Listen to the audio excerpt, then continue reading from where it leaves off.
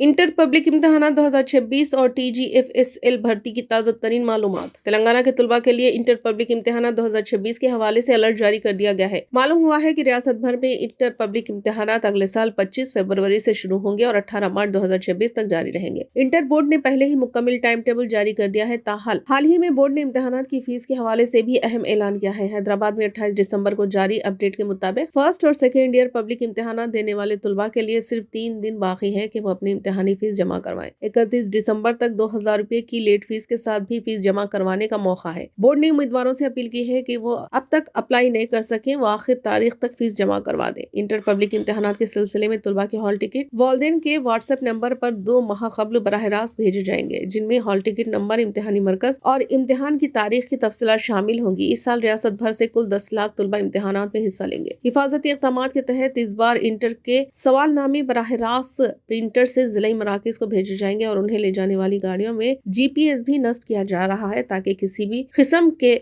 Leakage को रोका जा सके।